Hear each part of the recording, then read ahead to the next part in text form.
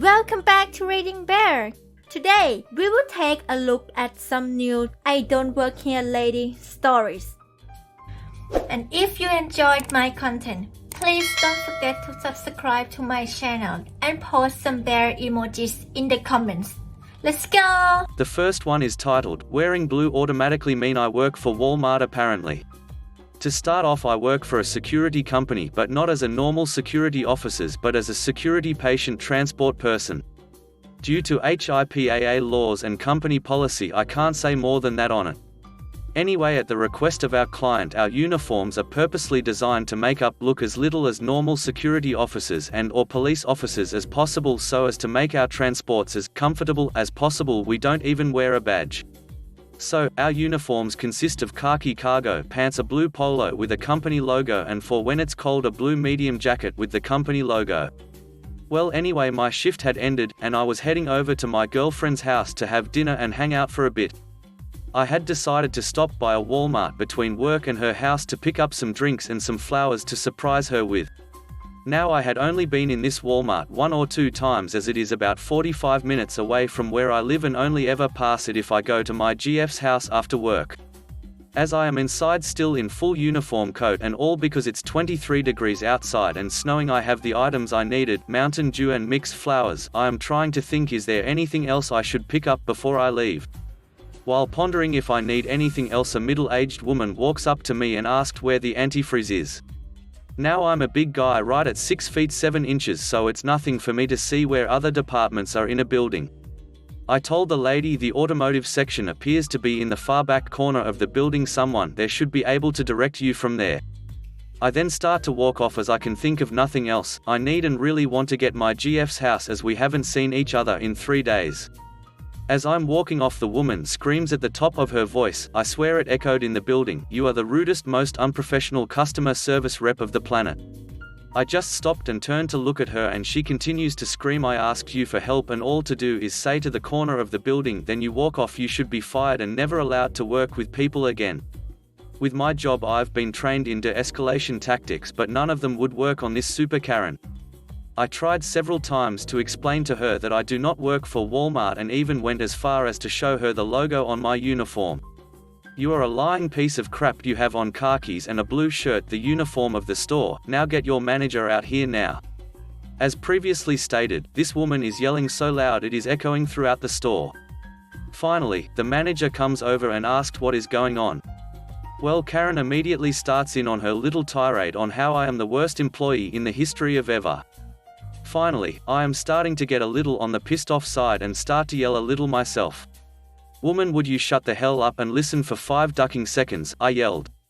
Karen stops her rant and stares at me on absolutely disbelief when I go on with my rant. "I told you several times that I do not work here, even going as far as showing you the logo on my uniform. Just because I'm wearing a blue polo and khaki pants doesn't mean I work here. Why don't you stop running your cocksucker and try listening to people? Also, you want to talk about others being rude? What do you call screaming and yelling at someone you don't even know in the middle of a crowded store? I just came here after work to get some drinks and flowers for my GF." Karen starts to say something else, but the manager cut her off. "I see what is going on here, sir. I am sorry for this. Please feel free to grab another bundle of any kind of flowers from our selection and meet me at the self-checkout, and I will personally check your items out at no cost. As for your ma'am, you have been warned several times about harassing other customers and employees of the store and about yelling in the store. As of this very moment, you are banned from the store. You have 3 minutes to be off the property, or you will be arrested for trespass." Karen moved faster than I would have imagined she could to get out the door, and I got 2 free bundles of flowers and 2 free 2-liters. When I got to my GF's house and told her the story, I swear she laughed so loud that Karen could hear her 2 towns over. The next one is titled, Not in My Home You Don't. I'm a flight attendant for a major airline. Several years ago, I lived in Miami Beach in an oceanfront apartment building.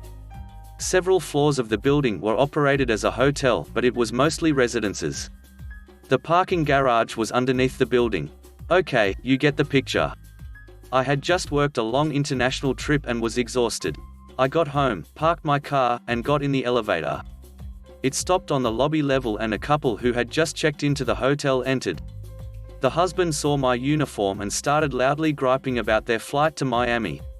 We were stuck in Houston for 5 hours and they didn't give us a hotel room, or some crap. Now I take a lot of abuse from people who need to vent, and it mostly just rolls off my back, but that is when I'm on the clock at work. I couldn't believe I was getting witched out in my own home about some airline thing. I was tired and over it after a 10-hour flight and I let him have it. You had a stopover in Houston, so I'm guessing you must have flown on United, right? He said yes. Well, I don't work for United, and even if I did, I still wouldn't give a crap. This is where I live. How dare you get in my face, in my own home, to gripe about your minor inconvenience? I don't remember everything I said, but by the time we reached my floor, he was backed up against the wall. I do remember shouting "Brr, bye" as I stomped out of the elevator. I used to be a people person, but people ruined it. The next one is titled, Gas Station Owner Thinks I Work for Him. This happened to me in a gas station once. I was 17, so legally could not have worked there because they sold alcohol. When I was a teenager, everyone said I looked quite a bit older. The owner of the gas station mistook me for one older lady who worked there. I didn't realize it at the time, but this lady looked exactly like me, just older. I'm in getting a Red Bull and I hear, "Have you clocked in yet?" I didn't think he was talking to me, so I kept on looking. Suddenly this 50-plus-year-old man is standing right in front of me. Like stranger danger close. I was in college at the time, but still, I was 17. I backed off and put my hands up in front of me. "What are you doing?" He almost screams at me. "Get in the back. I don't pay you to drink our goods on the clock. And put on your work shirt, we have a dress code." I was terrified. I'd never been in a position like this before. I stammered something like, "I think you're mistaking me for someone else," but with my adrenaline pounding in my ears I couldn't even be sure that's what I said. I turned and started walking quickly towards the door, almost in tears because that's what anxiety does, and about to steal the Red Bull I forgot was still in my hand, when I get a yank on my shoulder. "Come back here." Something kicked in. I remembered the Red Bull. I threw it right at his face. This was the big 20 ounces can. Dude let go and ducked. I made it outside and stood by my car watching the door. This was before I had a cell phone, so I didn't know what to do. My parents lived over an hour away. Two things happened then. The owner came out of the store and a cop pulled up and parked. He must have been on a munchie run himself. The store owner had apparently realized his mistake because the lady he mistook me for had called out sick, but he hadn't gotten the message yet. When he saw the cop outside, he assumed I'd called them and started apologizing all over the place. I wasn't sure what to do, but I felt like I should at least make the owner show the cop the security tape. He kept downplaying it and claiming, "Oh, you can barely see anything at that angle." After reviewing the tape, the cop called my parents and we pressed assault charges. The owner lost his business and faced prison for 4 months because I was a minor. But the scariest part was how much the woman looked like me. If the dude had just handled the mistaken identity better, it would have been a much different story. Edit, I've been seeing a lot of comments along the lines of "this was overreacting, you ruined his life, don't be a wimp," etc. Had this incident happened to me now, as an adult, I would have reacted differently. I would have spoken up for myself instead of trying to just leave. Almost 40 years is a lot of time to gain knowledge and experience to handle situations that are tense and dangerous. Unfortunately, at 17 I was not equipped with this knowledge or experience. This was a small college town. I'd been in school away from home for only about a month at this point. Some of you may call that sheltered and wimpy, and I'll admit, sure, maybe I was at that point. And maybe I was about to leave with something I hadn't paid for. I was panicking. I never said I was in the right. The ultimate point is an adult man touched and manipulated the body of a minor girl without consent. It wasn't in a sexual way or really all that violent, but in the USA, that is against the law. And yes, it was super convenient that a cop was right there. Like I said, small college town. If he hadn't been there, I don't know how this would have ended. I did not ask for the man to lose his business. I had no control over that. Whether it was because of what happened with me or not, I hope he learned something from his experience and maybe changed his behavior towards others. The next one is titled, Karen Has a Freak Out at Walmart. This I will never forget. I used to work at my local Walmart, but I only worked there for 3 months then quit because I couldn't work the schedule one was on. I worked the graveyard shift, that means I worked from 10 p.m. to 7 a.m. Fun. I quit cause I would sleep all day and be up all night, have no time for family or friends, and I couldn't do that, nor was I able to switch to the day shift since there was no openings for the day shift. After 3 weeks of me quitting, I returned to do some shopping and to return my vest and name tag. I was standing at the customer service, waiting for the general manager to come get the vest and tag. As I was waiting, this woman, aka Karen, walks up right to me and crossed her arms and snarls at me. Me, can I help you? Karen, yes. I've been waiting for you to stop talking for nearly an hour. Me, I've been here for 5 minutes. What do you want? Karen, I need help. I want to buy a TV, but I can't carry it. Me, I don't work here, lady. The customer service girl holds in a giggle as she tries to calm down the Karen. Karen, yes, you do. You do work here. I saw you just a month ago working here. Me, I quit like 3 weeks ago. I no longer work here. If you want help, how about you lose the crapty Karen attitude of yours and nicely ask for help before demanding someone. No wonder why people think you're a witch. We had problems with her multiple times. Karen goes on and on how she gonna get me fired for this and how she knows the general manager. Me, go ahead, I don't care. I don't work here. I put the tag and vest down on the counter and did my shopping. The general manager comes up and fist bumped me as it was our way of saying hey to each other. He tells me what Karen said and laughed. GM, I swear that woman is crazy. I tried to tell her that you don't work here. Me, that's what I told her. GM, don't worry, if she does anything, she will be banned. I finished up my shopping and what do you know, Karen slapped the general manager for being so inconsistent of her being assaulted by me. I didn't even put my hands on her. And next thing she knew, she was banned and arrested for attacking the elderly. The general manager is 86. The next one is titled, I promise, I'm not here to steal your prices. First time posting anything like this, but I'll try to be as precise as possible. For this story, we'll need to take a trip in the Wayback Machine, back to the far-flung realm of 1994. The internet was still a strange and unusual thing. The Super Nintendo and Genesis were on the waning edge of the console cycles, and I, as a 15-year-old, was into it. The high school version of Water Cooler Talk was what games were we playing, did we know this, have we tried that, etc. Coming into the holiday season, I was feeling my inner math geek come to the forefront, as the parents had long since told me about Santa, and instead I was given the directive, you have this much money for this year's presents. Make it last. Yes, ma'am. As I had not been introduced to any sort of spreadsheet aside from margarine, I had to cobble together 2 sheets of notebook paper, draw out columns and rows, and list out all the games I was interested in for the rows, and the stores I was going to check out for the columns. A handcrafted work, but for my eyes at the time I was proud of it. Cue me tagging along with mum whenever she went shopping, where I'd split off to do my thing, and she'd take care of hers. All very neat and tidy for some of the more niche and or departed stores of yesteryear, looking at you, larger than Village of the Circuits. All was going well, until one fateful day, when my parents and I were visiting the Mart of Sprawls, and the following situation occurred. Conversations are paraphrased, given the time frame involved. I will be me, sales droid will be SD, and dad will be dad. After entering the store, the parents went off to the fabric area to indulge mum's sewing hobby, while I wandered over to shelf after shelf of electronics goodness. Pulling out my handy chart, I set to work poring over my options, weighing 1 game here versus 2 there. A grand metagame, if you will, to wring every penny out of my purchases. Only to be stopped dead in my tracks by the bane of shoppers, an empty rack. I wander over to SD, who was manning the register but not busy at the time. Me, excuse me, do you have such and such? SD, let's check. We both go back, verify the shelf is empty, nothing in the overflow area beneath the shelves, etc. Drat. I pen down a quick NA in the appropriate box and go back to my task. After a few moments, I become aware that SD has not gone back to the register, but is standing there, staring at me. SD, what are you doing? Me, I'm checking prices for my presents. SD, don't do that. Me, what? SD, don't do that. Competitors aren't allowed to price shop us. It's not allowed. Me, whatever, dude.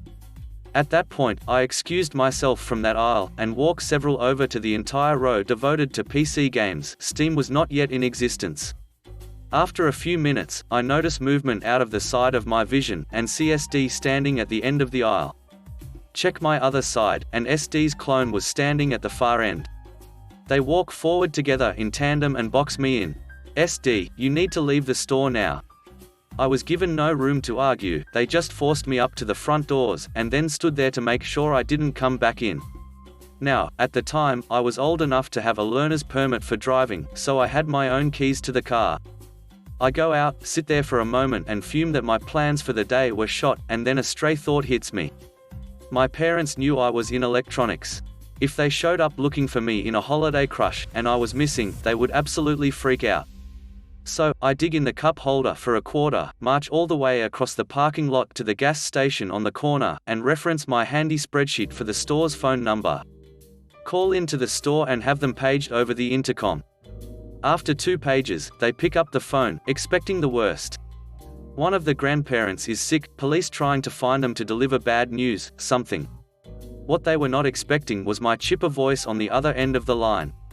Dad, Vemika, what are you doing on the phone? Where are you? Me, I'm at the gas station, they kicked me out. Dad, what? Me, yeah. They said I was price shopping for a competitor and kicked me out. And then I hear the words and tone of voice that any kid knows means bad weather on the horizon. Batten down the hatches, Harriet. Dad, get back here, now. I just about sprinted across the parking lot, as that command brooked no room for misinterpretation. SD and his cohort had already left by the time I got back, so the parents met me at the front door. I explained more fully what happened, and then they walked me back to electronics. SD must have felt the chill of the grave approaching, as he turned around to see me. Pointing at him, with Mama Bear and Papa Bear over each shoulder. To say he turned white as a sheet would be an understatement, but without a word, he started walking away from us. The sight of fleeing prey awakened the thrill of the hunt in Mama Bear, so she started chasing him, demanding answers. What happened? Why? Middle of the holiday crush and you kick a kid out of the store where anyone could have been waiting? Up one aisle this scene unfolds, down a second, and up a third before SD has hit his limit. In an instant, he whips around on his heel and smarts off to Mama Bear. Insert coin player 2 joins the battle. Turns out Papa Bears are really protective of their Mama Bears. What followed was a verbal volley so ferocious and three-sided, I had no hope of following all of it. I just knew that what was unfolding before me could charitably be described as a tag team mauling. The conversation got so loud and animated that it attracted the store manager, who had to haul everyone into the employees-only area to sort through it all. He talks to me first, I explain what I was doing, and hand over my spreadsheet so he can see it. He undoubtedly recognized that I was handing over all his competitors' numbers, as after a moment he handed it back and said there was nothing wrong with it. He even opined that other store managers will come in to do just that, he'll walk around with them, chat, etc. Very straightforward interaction, as he described it. Mum and Dad went next, venting their spleens about the situation, and while it was a bit overdramatic, they still had a pretty good point about kicking a teen out without at least inquiring if a parent is nearby. They weren't demanding compensation, nor did we get any. They just expressed their outrage and disappointment, and they left their cart full of items where it sat to be returned to the shelves. As for SD, I didn't hear about any fallout from his side. But I can say for a fact that the incident was reported, as about a week later I got a call out of the blue from the district manager for the store, to apologize again on the store's behalf and offer me a challenge of finding a better price than theirs, and they would match it. Which is something I took them up on, several times.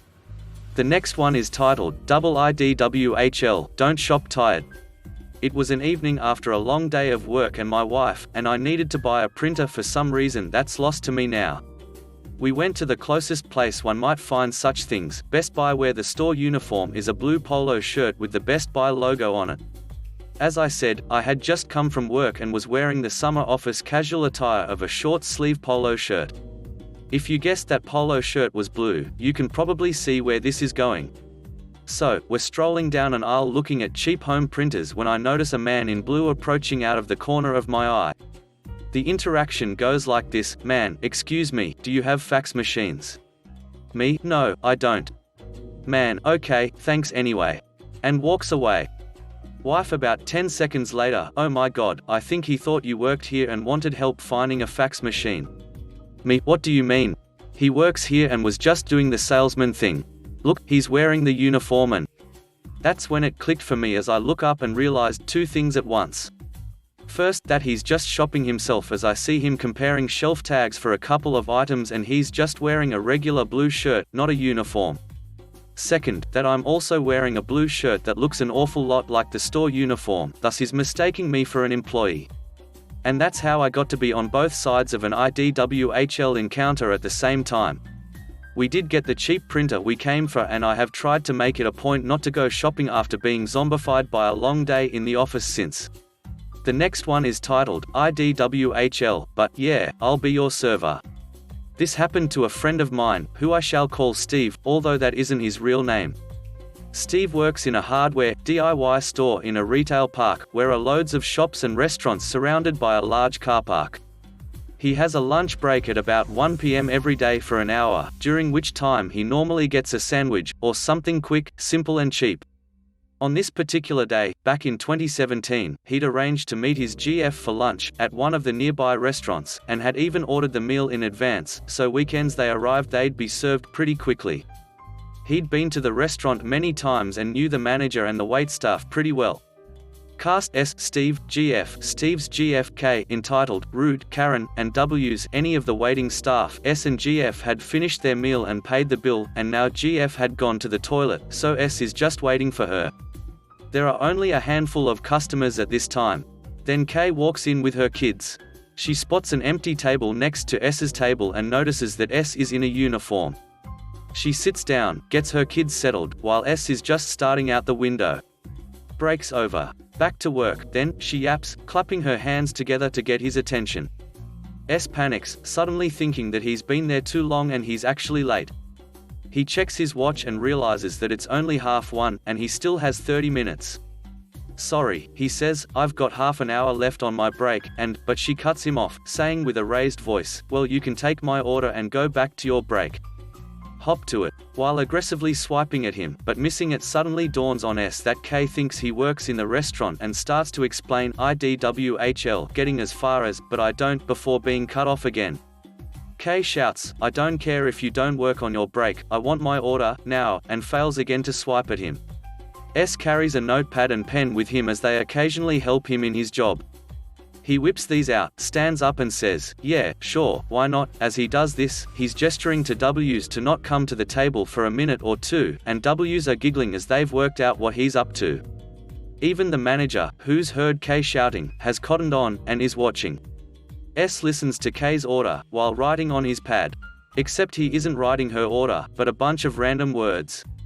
At that moment, GF returns, stopping halfway to the table, and sees S is up to some shenanigans, and that the waitstaff and at least a couple of customers are all watching.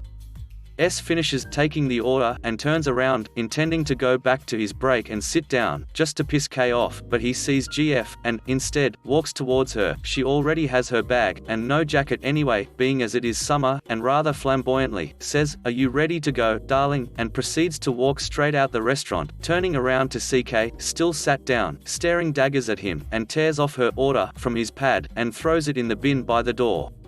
Unfortunately, that's where the story ends, so I don't know in detail how Kay reacted to that, but waitstaff said she went to the bin to dig out her order, shouted profanities at everyone, and left without ordering. Thank you very much for watching, and I hope you enjoyed the video. Please don't forget to like, subscribe and post some star emojis in the comments if you want to support Reading Bear.